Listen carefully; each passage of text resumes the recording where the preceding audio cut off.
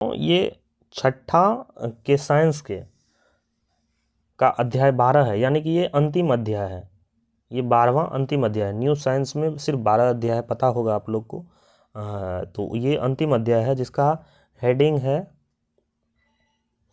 पृथ्वी से परे, ठीक ना, पृथ्वी से बाहर, पृथ्वी के परे, समझ रहे होंगे वर्ड से ही। देखिए पढ़ते हैं इस चीज़ को। जैसा कि आप लोग को पता होगा कि इस चैनल पर हम लाइन बाय लाइन एनसीईआरटी को पढ़ते हैं, क्योंकि लाइन बाय लाइन पढ़ने से फ़ायदा होता है। कितना भी आप हॉट टॉपिक्स ले लीजिए या फिर एनसीईआरटी का वगैरह वगैरह बहुत सब आता है, लेकिन जब तक आप लाइन बाय लाइन नहीं पढ़ेंगे तब तक कोई फ़ायदा दिखने को नहीं मिलेगा, ठीक ना।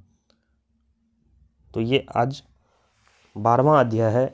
1 से लेकर 11वां अध्याय तक हमने करा चुका है, आप लोग जाके प्लेलिस्ट में देख सकते हैं।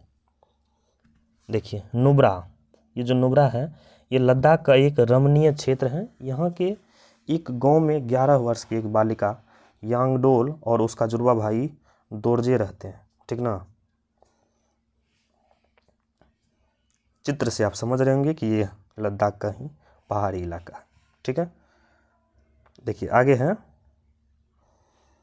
उन्हें उनके परिवेश के गगनचुंबी पर्वत शिखरों और हिमनदों से तो प्रेम है, लेकिन जगमगाते तारे से भरे रात्रि आकाश को देखना उन्हें सबसे अधिक प्रिय है।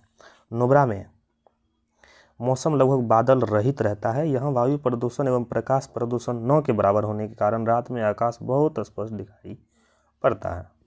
देखिए यांगडोल और दोरजे एक के बाद एक कई रातों तक तारों का अवलोकन करते हैं और असीम विस्मय का अनुभव करते हैं, ठीक ना। बचपन से ही यांगडेल एवं दोरजे अपने परिवार के बड़े सदस्यों से तारों के संबंध में रोचक कहानियां सुनते आए हैं। उन्होंने सुना कि प्राचीन काल में साफ आकाश के कुछ विशिष्ट तारे नुब्रा से होकर जाने वाले कारवां के लिए दिशा सूचक का काम करते थे, ठीक है। दोनों बच्चे सोचते रहते हैं कि तारे न जाने कितने बड़े हैं और कितनी दूर हैं। उन्हें तारों के बीच कुछ ऐसे पैटर्न ढूंढने में आनंद आता है जो उन्हें कुछ परिचित वस्तुओं की याद दिलाते हैं। क्या आपने रात्रि अवकाश में तारों को देखकर उन्हें उसी प्रकार काल्पनिक रेखाओं द्वारा जोड़ने की कोशिश की है जैसे हम बिंदुओं और रेखाओं को जोड़कर एक चित्र बनाते हैं? चलिए बिंदुओं को जोड़कर पैटर्न बनाते हैं। देखिए रात्रि आकाश के एक भाग में चमकीले तारे को दर्शाया गया है। इसे ध्यानपूर्वक अवलोकन कीजिए और इसमें तारों के एक समूह द्वारा बने पैटर्न की कल्पना कीजिए। तारों को रेखाओं द्वारा जोड़िए और पैटर्न बनाइए। आपके द्वारा बनाए गए पैटर्न से मिलते जुलते जिस तंतु या वस्तु का विचार आपके मन में आता है उसका नाम अपने पैटर्न के पास लिखिए। उपयुक्त चरणों को दोहराइए और कुछ अन्य पैटर्न बनाइए। जब अपने पैटर्न से संबंधित कोई रोचक कहानी सोचिए। आपने जो पैटर्न बनाया है उसकी तुलना आपके मित्रों द्वारा बनाए गए पैटर्न से कीजिए। क्या ये पैटर्न एक जैसे हैं या फिर भिन्न हैं? अपनी कहानी दूसरों को सुनाइए और उनकी कहानी आप सुनिए। क्या आपके और आपके साथियों के पैटर्न, नाम और कहानी अलग अलग हैं? अगर ऐसा है तो क्या यह रोचक बात नहीं है? देखिए रात्रि का आकाश का एक भाग है, यही सब पैटर्न यहाँ से यहाँ जोड़ेंगे, यहाँ यहाँ यहाँ यहाँ, कुछ अलग अलग बनेगा, ठीक। चलिए आगे पढ़ते हैं। तारे और तारा मंडल। तारे और तारे मंडल, देखिए पहले इसका सवाल पढ़ लेते हैं। क्या हम केवल मनोरंजन के लिए तारों के पैटर्न की पहचान करते हैं या फिर इसका कोई उपाय भी है? बिल्कुल, बहुत बढ़िया प्रश्न पूछी है तुमने। चलिए इस चीज़ को हम जान लेते हैं आगे। हमें रात्रि आकाश में अनेक तारे दिखाई देते हैं। कुछ तारे चमकीले होते हैं तो कुछ धुंधले होते हैं। तारे स्वयं के प्रकाश से चमकते हैं। कुछ तारे के समूह ऐसे पैटर्न बनाते हुए प्रतीत होते हैं जिनकी आकृतियाँ कुछ जानी पहचानी वस्तुओं से मिलती जुलती होती है। बहुत समय पहले जब रात्रि आकाश का अवलोकन हमारे पूर्वजों का एक प्रमुख मनोरंजन का साधन था, उन्होंने तारों के इस पैटर्न की पहचान जंतु, वस्तु अथवा कहानियों के पात्रों के रूप में की। अनेक सभ्यताओं में पैटर्न के नाम उनकी अपनी कहानी पर आधारित थे। इन काल्पनिक आकृतियों ने आकाश में तारे को पहचानने में उनकी सहायता की। तारों और उनके पैटर्न की पहचान प्राचीन काल में यात्रियों के लिए उपयोगी कौशल था। आधुनिक प्रौद्योगिकी के आगमन से पहले बल्कि चुंबकीय दिक्सूचक के आविष्कार से भी पहले इन पैटर्नों में नाविकों और अन्य यात्रियों की सागर में और पृथ्वी पर दिशा ज्ञात करने में सहायता की। ठीक ना। अभी भी आपातकालीन स्थिति में इसका उपयोग वैकल्पिक विधि के रूप में किया जाता है। पूर्व काल में तारा समूहों के पैटर्न और तारामंडल कहा जाता था। वर्तमान में आकाश के उन भाग को तारामंडल कहा जाता है जिनमें ये पैटर्न है, क्योंकि आकाश के इन भागों में प्रायः तारों के पैटर्न ही प्रधान होती है, इसलिए समांतर तारामंडल शब्द का उपयोग तारों के समूह के रूप में किया जाता है। देखिए, और भी जाने को पढ़ना जरूरी होता है इस चीज़ को। देखिए, विभिन्न संस्कृतियों ने तारामंडल की परिसीमाओं को अलग अलग ढंग से निर्दिष्ट किया है। 20वीं शताब्दी के पूर्व में अंतर्राष्ट्रीय खगोलीय संघ इंटरनेशनल एस्ट्रोनॉटिकल यूनिट यानी कि ISU ने अंतर्राष्ट्रीय सहमति से तारामंडल की परिसीमाओं को परिभाषित किया। आधिकारिक रूप से 88 तारामंडल सूचीबद्ध किए गए हैं और इस प्रकार संपूर्ण आकाश को 88 क्षेत्रों में विभाजित किया गया। आकाश के इन क्षेत्रों को अब तारामंडल के रूप में परिभाषित किया जाता है। ठीक ना। देखिए, चित्र 12.5 ऊपर में कुछ तारामंडल दर्शाए गए हैं। इनकी सहजता से पहचान की जा सके इसके लिए तारों को काल्पनिक रेखा द्वारा जोड़ दिया गया है। तारामंडल ओरायन को प्रायः शिकारी के रूप में निरूपित किया जाता है। इस तारामंडल के बीचों बीच जो 3 तारे हैं वे शिकारी की पेटी यानी कि बेल्ट कहलाते हैं। कुछ लोग कल्पना करते हैं कि शिकारी ओरायन एक बैल यानी कि तारामंडल वृक्ष या टॉरस से युद्ध कर रहा है तथा ओरायन का कुत्ता यानी कि तारामंडल कैनिस मेजर उसके पीछे चल रहा है। कैनिस मेजर तारामंडल का एक तारा लुब्धक रात्रि आकाश का सबसे चमकीला तारा है। देखिए, 12.3 यहाँ है न कि ऊपर है। इस चीज़ को हम पढ़ते हैं। लुब्धक सीरियस, ठीक ना। ये ओरायन, ये वृष, टॉरस। देखिए, कुछ तारामंडल और तारे लाल रेखाएं तारों के पैटर्न दर्शाते हैं, जबकि हरी रेखाएं आकाश के भागों को दर्शाती है। चित्र में दर्शाई गई रेखा आकाश में दिखाई नहीं देती है। इन्हें केवल पहचान की सुविधा के लिए बनाया गया है। चलिए इस चीज़ को आगे पढ़ते हैं। भारतीय खगोल शास्त्र में नक्षत्र शब्द का उपयोग किसी तारे या तारामंडल के लिए किया जाता है, जैसे आर्द्र नक्षत्र, कृत्तिका नक्षत्र, ये अल्डेबरान। वृष तारामंडल में एक तारा है जिसे रोहिणी के रूप में जाना जाता है। देखिए, चित्र 12.4 कौन सा है? यही है 12.4, बिग डिपर। तारों के 2 पैटर्न बिग डिपर और लिटिल डिपर दर्शाए गए हैं। बिग डिपर और लिटिल डिपर दर्शाए गए हैं। एक मिनट गाइस,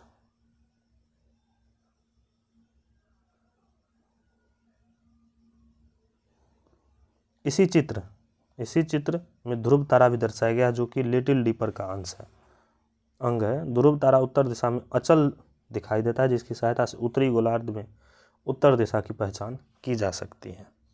ठीक ना। यही है बिग डिपर और ये लिटिल डिपर नीचे में। देखिए, बिग डिपर तारामंडल का अर्सा मेजर का अंग है, जबकि लिटिल डिपर तारामंडल अर्सा माइनर में है। भारत में बिग डिपर को सप्तर्षि के नाम से जाना जाता है और पोल स्टार को ध्रुव तारा के नाम से जाना जाता है, या हम कह सकते हैं। देखिए, कुछ हम रात्रि आकाश में इनमें से कुछ तारामंडल की पहचान कैसे करते हैं। देखिए, और कुछ जानते हैं। तारामंडलों में तारों के साथ जुड़ी सामान्य क्षेत्रीय कहानियां के अतिरिक्त भारत के अनेक वनवासी समुदाय एवं जनजातियों की भी उनके संबंध में अपनी स्वयं की कहानियां हैं। उदाहरण के लिए सप्तर्षि के वे 4 तारे जो लगभग एक आयत जैसी आकृति बनाते हैं। मध्य भारत की जनजातियां उन्हें दादी माँ की चारपाई के रूप में देखती है और ऐसी मानती है कि 3 चोर इसे चुरा रहे हैं।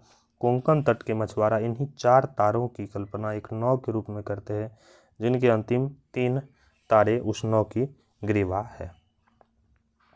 देखिए, रात्रि आकाश का अवलोकन कैसे करते हैं, इस चीज़ को पढ़ते हैं। रात्रि आकाश का अवलोकन। यदि किसी रात आकाश में बादल ना हो तो बड़ी संख्या में तारे दिखाई दे सकते हैं। दूसरी ओर यदि आप किसी बड़े नगर में रहते हैं तो आप पाएंगे कि आकाश कभी कभार ही साफ होता है और रात्रि आकाश में केवल कुछ ही तारे दिखाई देते हैं।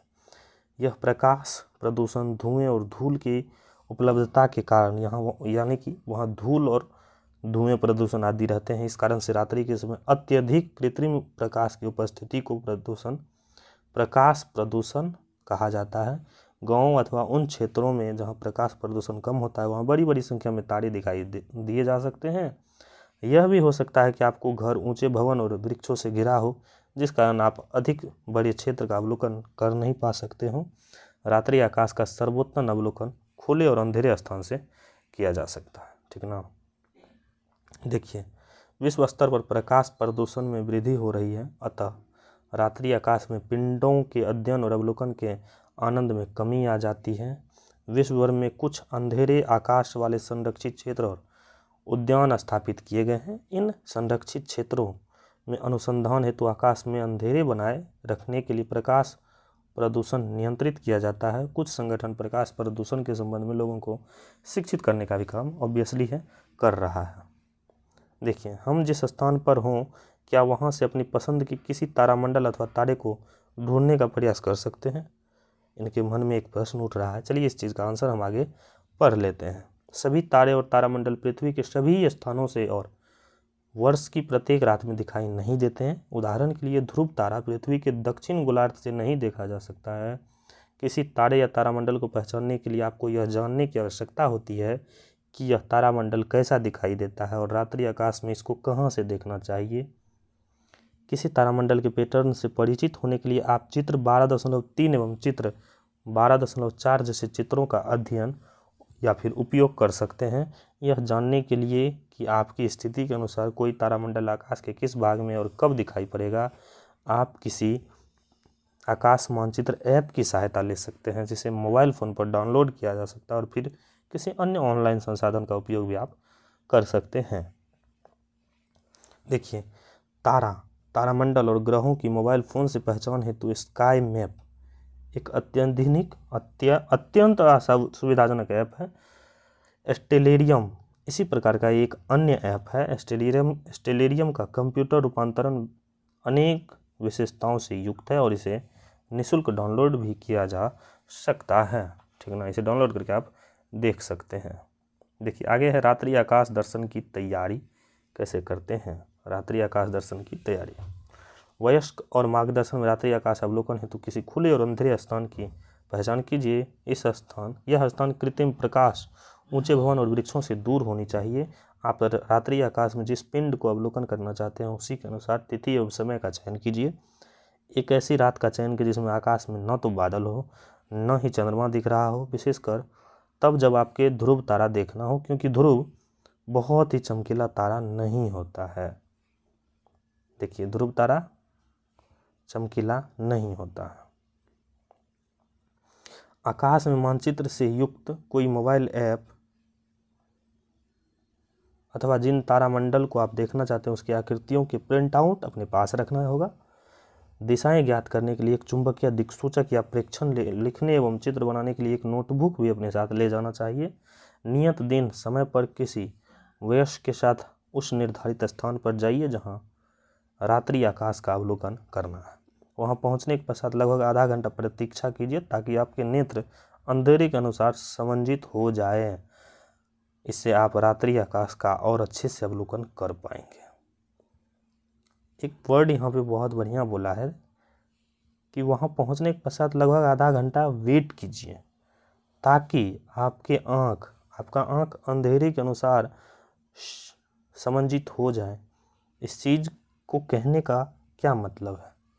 इस चीज़ को कहने का यही मतलब है कि जब भी आप देखे होंगे कि किसी बहुत ही लाइट वाले एरिया से निकलकर अंधेरे वाले एरिया में जाते होंगे, या फिर आप मान के चलिए आप स्कूल से अपने कॉलेज जाते हैं, कॉलेज का क्लासरूम में नॉर्मल लाइट रहता है, 1 बल्ब 2 बल्ब जो रहता है। अगर आप वहाँ से क्लास जाएंगे तो आपको अंधेरा सा दिखाई देगा, फ्रेश दिखाई नहीं देगा। इसी चीज़ को यहाँ कहा गया है कि आपका आँख अंधेरे के अनुसार समायोजित हो जाए। ठीक ना, आगे पढ़ते हैं। यही है रात्रि आकाश में आप सप्तर्षि और ध्रुव तारे की पहचान आसानी से कर सकते हैं। आइए स्थिति का पता लगाने का प्रयास करते हैं। सप्तर्षि को देखने के लिए ग्रीष्म ऋतु के दौरान रात्रि के लगभग 9 बजे आकाश का अवलोकन करें। इसके लिए आकाश के उत्तरी भाग में क्षितिज के ऊपर देखें और सप्तर्षि को पहचानें। कौन सा मौसम कहा है? ग्रीष्म ऋतु और लगभग रात में 9 बजे। इसके लिए उत्तरी भाग में क्षितिज के ऊपर देखें और सप्तर्षि की पहचान करें। आगे है, सप्तर्षि पहचान में आ जाए तो ध्रुव तारे की स्थिति जानने का प्रयास कीजिए। बिग डिपर के अप के अंतिम 2 तारों को देखिए और उन्हें जोड़ने वाली एक सरल रेखा की कल्पना कीजिए। इस काल्पनिक रेखा को उत्तर की ओर आगे बढ़ाइए। इस तारों के बीच की दूरी के लगभग 5 गुना दूरी पर इस काल्पनिक रेखा पर एक तारा दिखाई देगा जो बहुत चमकीला नहीं होगा। यही है ध्रुव तारा। इसी प्रकार आप रात्रि आकाश में चमकीले तारामंडल ओरायन एवं लुब्धक तारे की पहचान भी कर पा सकते हैं। देखिए, आइए पहचानने का प्रयास करते हैं। भारत में ओरायन को ज़्यादा अच्छी तरह दिसंबर से अप्रैल महीने में सूर्यास्त के बाद देखा जाता है। अतः इसे इसी दौरान देखते हैं। कब देखा जाता है बताइए? ओरायन को ज़्यादा अच्छी तरह से दिसंबर और अप्रैल महीने में सूर्यास्त के बाद देखा जा सकता है, ठीक ना। ओरायन के लगभग बीच में एक छोटी सरल रेखा में 3 चमकदार तारे स्थित है। सबसे पहले इन 3 तारों को पहचानिए, क्योंकि ओरायन तारामंडल की पहचान का सही सरल विधि है। एक बार आपने ओरायन को पहचान लिया तो इसके पास स्थित अत्यंत चमकदार तारे लुब्धक को पहचानना आसान हो जाएगा। ओरायन के बीच में 3 तारों से गुजरती हुई सरल रेखा को कल्पना कीजिए। इस रेखा के अनुदिश पूर्व की ओर देखिए, वहीं पर आपको एक लुब्धक तारा दिखाई देगा, ठीक ना। आगे है हमारा और हमारा परिवार। हमारा और हमारा परिवार। देखिए, सूर्य पहला है। सूर्य एक तारा है। सूर्य क्या है? एक तारा है। यह हमारे सबसे निकट का तारा है, हमारे सबसे निकट का तारा है, ठीक ना। यह गैसों का अत्यंत गर्म गोला है। सूर्य अत्यधिक मात्रा में ऊर्जा उत्सर्जित करता है और यही कारण है कि इतना चमकदार होता है। सूर्य ऊष्मा एवं प्रकाश उत्पन्न करता है जो पृथ्वी पर ऊर्जा का प्रमुख स्रोत है। पृथ्वी पर ऊर्जा का प्रमुख स्रोत क्या है? तो यही सूर्य है, ठीक ना। देखिए, सूर्य कितना विशाल है। बिल्कुल, व्यास में यह पृथ्वी से लगभग 100 गुना है। सूर्य कितना गुना है? 100 गुना है, ठीक ना। फिर भी यह हमें इतना छोटा दिखाई देता है क्योंकि यह पृथ्वी से बहुत ही अधिक दूरी पर स्थित है, ठीक ना। देखिए, आगे पढ़ते हैं। पृथ्वी से सूर्य की दूरी लगभग 15 करोड़ किलोमीटर है। कितना है? 15 करोड़ किलोमीटर। यह दूरी एक खगोलीय मात्रक एस्ट्रोनॉटिकल यूनिट या फिर AU कहलाता है। यह मात्रक क्या कहलाता है? एस्ट्रोनॉटिकल यूनिट, ठीक ना। इसका उपयोग सामान्यतः सौर परिवार में बड़ी बड़ी दूरियों को सुविधापूर्वक मापने के लिए किया जाता है, ठीक। एस्ट्रोनॉटिकल यूनिट याद रखें। और कितनी दूरी है सूर्य से पृथ्वी की? 15 करोड़ किलोमीटर। देखिए, हमारा सूर्य भी एक तारा है। फिर ऐसा कैसे है कि सूर्य हमें बड़ा दिखाई देता है और इसका प्रकाश पूरे आकाश में फैला रहता है, जबकि अन्य तारे रात्रि आकाश में चमकदार बिंदुओं की तरह दिखाई पड़ते हैं और दिन के समय तो ये दिखाई भी नहीं देते हैं? वाह बच्ची, तुम्हारी बहुत बढ़िया सवाल है। इसका उत्तर हम तुम्हें आगे जरूर देंगे। देखिए, चलिए इसको भी जान लेते हैं और अधिक जाने को। सूर्य के प्रकाश का सबसे अधिक चमकदार पिंड और पृथ्वी पर प्रकाश एवं ऊष्मा का स्रोत होने के कारण अधिकांश प्राचीन सभ्यताओं में देवता के पद पर प्रतिष्ठित किया गया है। सूर्य द्वारा प्रदान की गई ऊष्मा पृथ्वी को ऐसे ताप पर बनाए रखती है जिस पर जीवन संभव हो जाता है। सूर्य का प्रकाश पौधों की वृद्धि के लिए अनिवार्य है, जो मानव एवं जंतुओं को भोजन एवं ऑक्सीजन प्रदान करते हैं। सूर्य जलवायु, ऋतु, मौसम, जल चक्र और पवन का कारण भी है, जो पृथ्वी पर जीवन के संपोषण के लिए महत्वपूर्ण है। देखिए, अन्य तारे की तुलना में सूर्य हमारे बहुत ही समीप है, इसलिए हमें अन्य तारों की तुलना में बहुत बड़ा दिखता है। सूर्य के अतिरिक्त सभी तारे हमसे बहुत अधिक दूरी पर है। वे बिंदु जो दिखाई देते हैं, यद्यपि इनमें से अनेक तारे सूर्य की तुलना में बहुत बड़े हैं। दिन के समय सूर्य की चमक के कारण अन्य तारे को देख पाना संभव नहीं हो पाता है, ठीक ना। ये भी और भी जाने महत्वपूर्ण है। इस चैप्टर का जितना भी और भी जाने हैं सारा महत्वपूर्ण है। हम सारा को पढ़ रहे हैं और आप सारा को नोट कर लीजिए या फिर आप भी ध्यान में रख लीजिए। सूर्य के बाद सबसे अधिक निकट का तारा प्रोक्सिमा सेंटाउरी है। कौन सा? सूर्य के बाद सबसे अधिक निकट का तारा प्रोक्सिमा सेंटाउरी। नाम भी लेने में थोड़ा सा दिक्कत तो हो ही रहा है, जो लगभग 2 लाख, देखिए 2,69,000 AU है, वही एस्ट्रोनॉटिकल यूनिट की दूरी पर स्थित है। इसका तात्पर्य है कि इसकी दूरी सूर्य से लगभग कितना गुना है? 2,69,000 गुना। ठीक है, देखिए क्या आकाश में केवल तारे ही उपस्थित है या फिर अन्य पिंड भी हैं जिनकी ओर अभी हमारा ध्यान नहीं गया है? आकाश में कुछ अनेक पिंड विद्यमान है। इनमें से कुछ पिंडों के साथ हमारी पृथ्वी और सूर्य मिलकर सौर परिवार का निर्माण करते हैं। इनमें से अधिकांश पिंड सूर्य के चारों ओर घूमते हैं। किसी पिंड का सूर्य के चारों ओर घूमना परिक्रमण कहलाता है। ठीक ना। अब देखिए ग्रह, आगे है ग्रह। ग्रह एक विशाल और लगभग गोलाकार पिंड होता है जो सूर्य की परिक्रमा करता है। हमारी पृथ्वी भी एक ग्रह है क्योंकि यह सूर्य के चारों ओर घूमती है। सूर्य की परिक्रमा पूरी करने में पृथ्वी को लगभग 1 वर्ष का समय लग जाता है। पृथ्वी की सतह पर अन्य ग्रह भी है जो सूर्य की परिक्रमा करते हैं। और भी जानते हैं, सूर्य की परिक्रमा करने के साथ साथ पृथ्वी अपने अक्ष पर घूर्णन भी करते हैं। अपने अक्ष पर एक बार घूम जाने में पृथ्वी को लगभग 24 घंटे का समय लगता है, जो एक दिन कहलाता है। ठीक ना। पृथ्वी की तरह ही अन्य ग्रह भी सूर्य की परिक्रमा करने के साथ साथ अपने अपने अक्ष पर भी घूर्णन करते हैं, घूमते हैं।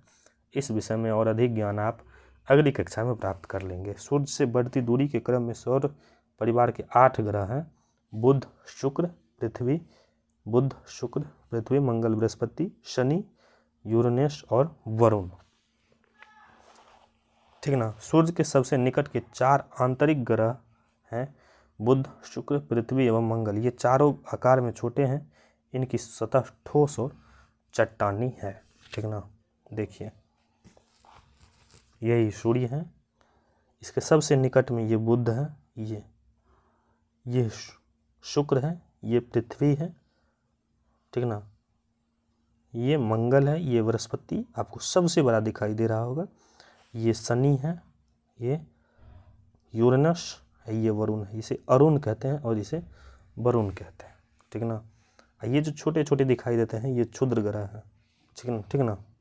देखिए चित्रकार द्वारा सौर परिवार का निरूपण। चित्र को एक पृष्ठ में समाहित करने के लिए विभिन्न पिंडों के आकार, उनके बीच की दूरी को उनके वास्तविक आकार और दूरी के अनुपात में नहीं रखा गया है। अर्थात चित्र में पिंडों के आकार और उनके बीच की दूरियां किसी स्केल्स के द्वारा निर्धारित नहीं की गई है, एक चेतावनी थी। देखिए प्राचीन काल से ही बिना किसी प्रकाशिक यंत्र की सहायता से केवल आंख से दिखने वाले ग्रहों के लिए भारत के विभिन्न भाग एवं भाषाओं में भिन्न भिन्न नामों का उपयोग किया जाता था। उदाहरण के लिए बुध को मरकरी कहा जाता था, शुक्र को वीनस, पृथ्वी को अर्थ, मंगल मार्स, बृहस्पति और यूरेनस को जुपिटर तथा शनि को सेंटर्न कहा जाता है। देखिए प्रायः शुक्र प्रायः भोर और संध्या के समय चमकता हुआ दिखाई देता है, अतः इसे अब बताएंगे। सामान्यतः भोर का तारा या संध्या का तारा कहा जाता है किसे? शुक्र को। हालांकि यह तारा नहीं है। मंगल को लाल ग्रह कहा जाता है, मंगल को लाल ग्रह कहा जाता है क्योंकि लाल रंग का दिखाई पड़ता है। इसका कारण है कि मंगल ग्रह की मृदा का रंग लाल है, मिट्टी का रंग लाल है। पृथ्वी की सतह का एक बड़ा भाग पानी से ढका है, इसलिए अंतरिक्ष से यह नीला दिखाई देता है। देखिए कारण सहित यहाँ पे है, पृथ्वी की सतह का एक बड़ा भाग पानी से ढका है जिसे अंतरिक्ष से देखने पर नीला दिखाई देता है। इस कारण पृथ्वी को नीला ग्रह कहा जाता है। ठीक ना। सबसे बाहर के 4 ग्रह हैं बृहस्पति, शनि, यूरेनस और वरुण। पृथ्वी की तुलना में यह बहुत बड़े हैं और अधिकांशतः गैसों से बने हैं। इन विशाल गैसीय ग्रहों के चारों ओर विशाल चपटी वलयाकार संरचना है जो धूल और सैल पदार्थों से बनी है। ग्रह अपनी अधिकांश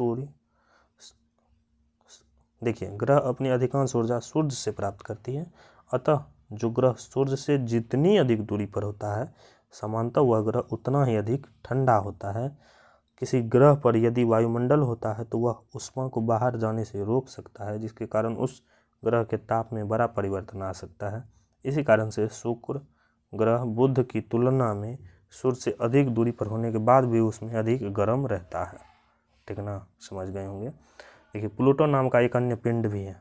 हम जो ऊपर में 8 ग्रह पढ़े हैं उसमें एक और है, प्लूटो नाम का एक अन्य पिंड भी है जो वरुण ग्रह की तुलना में दूर अवस्थित है, सूर्य की परिक्रमा कर रहा है। इसका आकार पृथ्वी के चंद्रमा के आकार से भी छोटा है।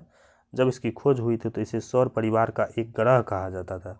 ठीक ना, किंतु बाद में जब उसके जैसे अन्य छोटे छोटे पिंडों की खोज हुई तो अंतर्राष्ट्रीय खगोलीय संघ, किसने? अंतर्राष्ट्रीय खगोलीय संघ IAU ने 2006 में, वर्ष याद रखेंगे, 2006 में किसी पिंड को ग्रह कहलाने के लिए आवश्यक जो शर्त होता है उसको पुनः परिभाषित किया। इस परिभाषा के अनुसार प्लूटो सहित इन छोटे पिंडों को अब वामन ग्रह कहा जाता है। देखिए NCERT में सीधा लिखा हुआ है वामन ग्रह। ठीक ना, ग्रहों में सबसे आसान शुक्र ग्रह को पहचानना होता है क्योंकि यह बहुत चमकदार होता है। सूर्य और चंद्रमा के बाद शुक्र ग्रह आकाश का सबसे अधिक चमकदार पिंड है। बुध, मंगल, बृहस्पति एवं शनि को भी बिना किसी प्रकाशिक उपकरण की सहायता से देखा जा सकता है। ये ग्रह इतनी अधिक दूरी पर है कि तारों की तरह चमकते हुए बिंदुओं जैसे दिखाई पड़ते हैं। फिर हम इन ग्रहों और तारों में भेद कैसे करते हैं? देखिए ग्रहों के विपरीत तारे अधिक टिमटिमाते हुए प्रतीत होते हैं।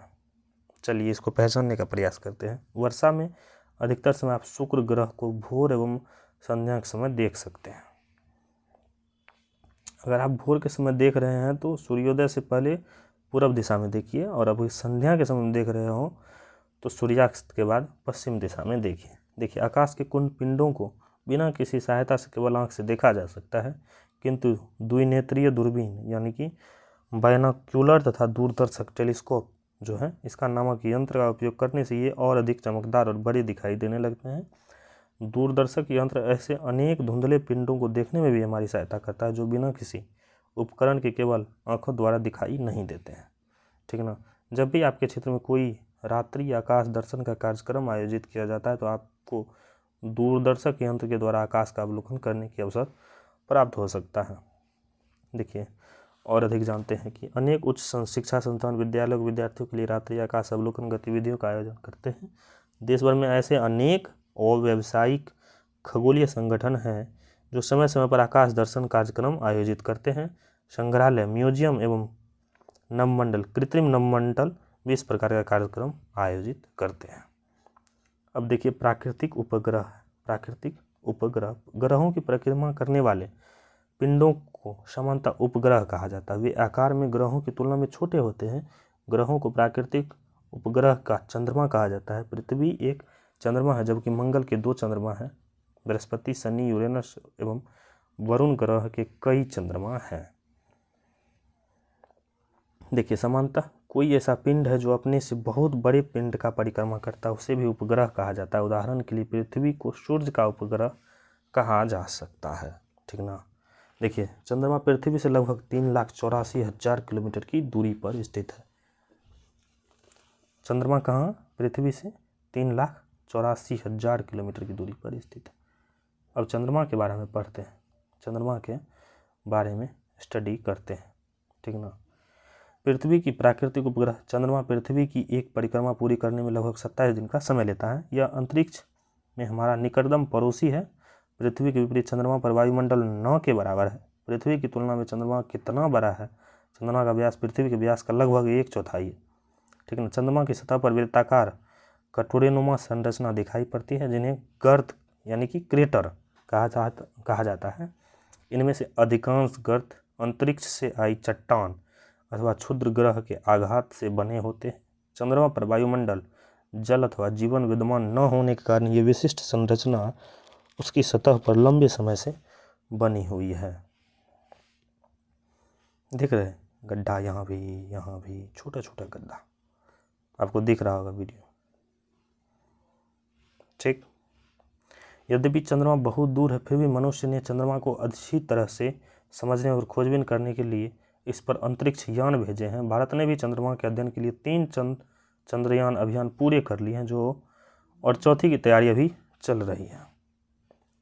चलिए इस चीज़ को जानते हैं अच्छी तरीके से, क्योंकि ये न्यू एनसीईआरटी है तो इसमें अभी हाल के समय तक का जो घटना है वह दर्शाया हुआ जरूर होगा, ठीक ना। देखिए चंद्रमा संबंधी हमारी जानकारी में वृद्धि के लिए चंद्रमा और भारत का पहला अभियान चंद्रयान-1 ये 2008 में छोड़ा गया था, और दूसरा मिशन चंद्रयान-2 2019 में भेजा गया था, और तीसरा जो चंद्रयान-3 है इसको जुलाई 2023 में भेजा गया था, ठीक ना। इसका लैंडर विक्रम है जो अपने साथ रोवर जिसका नाम प्रज्ञान है उसको लेकर गया था। आसानी से 23 अगस्त 2023 को चंद्रमा की सतह पर उतर गया। इस मिशन के साथ ही चंद्रमा के दक्षिण ध्रुव के निकट उपकरण उतारने वाला विश्व का पहला देश बन गया है भारत। इस सफलता को रेखांकित करने के लिए भारत सरकार द्वारा घोषणा की गई कि 23 अगस्त को भारत में राष्ट्रीय अंतरिक्ष दिवस के रूप में मनाया जाएगा। देखिए 23 अगस्त को भारत में राष्ट्रीय अंतरिक्ष दिवस के रूप में मनाया जाएगा। एक चौथे मिशन चंद्रयान-4 इसकी योजना बनाई जा चुकी है, जिसका लक्ष्य चंद्रमा से मिट्टी और पत्थर के टुकड़े को लेकर वापस आना है, ठीक ना। जैसा कि हमने कहा कि ये नया एनसीईआरटी और अभी वर्तमान तक का जो इसमें घटना है वो शामिल कर लिया गया है, ठीक ना। आगे पढ़ते हैं। यह है क्षुद्र ग्रह। क्या चीज़ है? क्षुद्र ग्रह। चलिए क्षुद्र ग्रह को पढ़ते हैं। सूर्य और ग्रह लगभग गोलाकार आकृति के होते हैं। सौर परिवार में ऐसे अनेक छोटे पिंड हैं जो चट्टान और अनियमित आकार के होते हैं, ये क्षुद्र ग्रह कहलाते हैं। इनमें से अनेक क्षुद्र ग्रह मंगल और बृहस्पति के कक्षाओं के बीच अपने अपने पथों पर सूर्य की परिक्रमा करते हैं। यह क्षेत्र क्षुद्र ग्रह पट्टी कहलाता है। कभी कभी क्षुद्र ग्रह पृथ्वी के बहुत पास से गुजरता है। देखिए क्षुद्र ग्रह का आकार 10 मीटर से लेकर लगभग 500 किलोमीटर तक होता है। देखिए रेंज कितना है, 10 मीटर से लेकर 500 किलोमीटर, बहुत बड़ा रेंज होता है ये, ठीक ना। देखिए अब है धूमकेतु। छोटा छोटा टॉपिक है जिसे हम अभी साधारण तरीके से पढ़ेंगे और आगे इसको विस्तार में जानेंगे आगे की कक्षाओं में। आगे की कक्षा का भी हम इसी तरीके से line by line NCERT reading इसी चैनल पर डालेंगे, तो आप लोग चैनल को सब्सक्राइब कर लीजिए। कभी कभी सौर परिवार के बाहरी क्षेत्रों में कुछ आगंतुक पिंड हमारे सौर परिवार में आते हैं। लंबी पूंछ वाले इन पिंडों को धूमकेतु कहते हैं। ये धूल, गैस, पत्थर के टुकड़े, बर्फ के बने होते हैं। जैसे ही कोई धूमकेतु सूर्य के निकट पहुंचता है इसमें जमे हुए पदार्थ वाष्पीकृत होने लगते हैं। यह वाष्पित पदार्थ धूमकेतु की पूंछ बनाता है। जैसे जैसे धूमकेतु सूर्य के दूर होते जाता है तो धुंधले दिखाई देने लगते हैं, और एक सीमा के बाद उन्हें बिना किसी प्रकाशिकी उपकरण के केवल आंखों से देख पाना संभव नहीं हो पाता है, ठीक ना। देखिए सूर्य की परिक्रमा करने वाले कई धूमकेतुओं का पता लगाया जा सकता है। ये धूमकेतु नियत समयावधि के बाद सूर्य के निकट आते हैं, और कुछ ऐसे धूमकेतु भी है जो सौर परिवार के से पलायन कर जाते हैं। कुछ अन्य धूमकेतु टूट जाते हैं तथा सूर्य अथवा अन्य ग्रह के पास पहुंचने पर उनमें गिर जाते हैं। हमने उन पिंडों के बारे में जाना जो मिलकर सौर परिवार बनाते हैं। वह पिंड कौन कौन से हैं? देखिए सूर्य, 8 ग्रह, उनके उपग्रह और अनेक अपेक्षाकृत छोटे पिंड जैसे जिनमें क्षुद्र ग्रह, धूमकेतु शामिल होते हैं, ये सब मिलकर सौर परिवार कहलाते हैं, ठीक ना। हमारा तारा सूर्य और सौर परिवार का सबसे बड़ा और सबसे भारी पिंड है। सौर परिवार में उपलब्ध लगभग संपूर्ण ऊर्जा का जनक सूर्य ही है। हमारे सौर परिवार के अन्य सभी पिंड सूर्य के प्रकाश को अपनी सतह से परावर्तित करते हैं और इसी कारण से चमकते हैं, ठीक ना। देखिए मंदाकिनी आकाशगंगा। मंदाकिनी चंद्रमा विहीन रात्रि आकाश में शहर की रोशनी से दूर किसी अंधेरे स्थान से अवलोकन करे तो आकाश में उत्तर के पास से दक्षिण तक व्याप्त प्रकाश की एक धुंधली पट्टी दिखाई देती है। यह आकाश गंगा नाम की वह मंदाकिनी है जिसमें हम रहते हैं। एक मंदाकिनी में करोड़ों से लेकर अरबों तक तारे होते हैं। हमारा सौर परिवार मंदाकिनी आकाशगंगा का ही भाग है।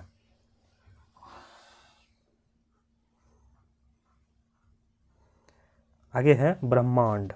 क्या है? ब्रह्मांड। हमारी मंदाकिनी से परे बाह्य अंतरिक्ष में बहुत सारी मंदाकिनियां हैं जो तारों, मंदाकिनी और ब्रह्मांड के रहस्यों को समझने के लिए वैज्ञानिक उसका अध्ययन करते हैं। हम अभी तक नहीं जानते हैं कि ब्रह्मांड में कहीं और जीवन है या नहीं। हमारी मंदाकिनी में अनेक ग्रहों की खोज की गई है जो अपने तारों की परिक्रमा करते हैं। अभी तक वैज्ञानिक अपने तारों की परिक्रमा करते हुए इन बाह्य ग्रहों में कहीं भी जीवन का अस्तित्व का कोई प्रमाण प्राप्त नहीं कर पाया है, किंतु जीवन का खोज अभी भी जारी है। देखिए आगे चलिए, ख़त्म हो गया ये चैप्टर। आगे सारांश पढ़ेंगे। देखिए सारांश में है, आकाश के को क्षेत्रों में बांटा गया है जिन्हें तारामंडल कहते हैं। ठीक, इनमें ऐसे तारे के समूह सम्मिलित है जो पैटर्न बनाते हुए दिखाई पड़ते हैं। ध्रुव तारा उत्तर दिशा में अचल दिखाई देता है। यह तारा उत्तर दिशा में निर्धारित करता है। सूर्य एक तारा है जो ऊष्मा और प्रकाश उत्पन्न करता है। ग्रह एक विशाल लगभग गोलाकार पिंड है जो सूर्य के चारों ओर घूमता है। सूर्य से बढ़ती दूरी के कारण सौर परिवार के 8 ग्रह हैं। कारण नहीं, क्रम में। सूर्य से बढ़ती दूरी के क्रम में 8 ग्रह हैं। बुध, शुक्र, पृथ्वी, मंगल, बृहस्पति, शनि, यूरेनस और वरुण। देखिए पृथ्वी लगभग 1 वर्ष में सूर्य की परिक्रमा पूरी करती है। ग्रहों की परिक्रमा करने वाले पिंडों को सामान्यतः उपग्रह कहा जाता है। चंद्रमा पृथ्वी का प्राकृतिक उपग्रह है। चंद्रमा लगभग 27 दिनों में पृथ्वी की एक परिक्रमा पूरी कर लेता है। सूर्य तथा 8 ग्रह, उनके उपग्रह तथा अनेक छोटे पिंड जिनमें क्षुद्र ग्रह और धूमकेतु सम्मिलित हो, ये सब मिलकर सौर परिवार बनाते हैं। हमारा सौर परिवार मंदाकिनी आकाश गंगा का एक अंग है। तो इसी के साथ यह चैप्टर ख़त्म होता है। तो आज ये 6 क्लास का साइंस का जो सारा चैप्टर है वो ख़त्म हो चुका है। मैंने एक एक चैप्टर करके लाइन बाय लाइन पढ़ाया है और पढ़ा भी है। तो आप लोग ज़रूर देखिए इस वीडियो को। और कल से हम 7 क्लास का साइंस पढ़ेंगे। उसमें भी लगभग 12 से 13 चैप्टर है जो इम्पोर्टेंट है और ये नया NCERT है। ठीक है ना। तो आप लोग पढ़ेंगे और चैनल को सब्सक्राइब कर लेंगे और वीडियो को लाइक कर दीजिए।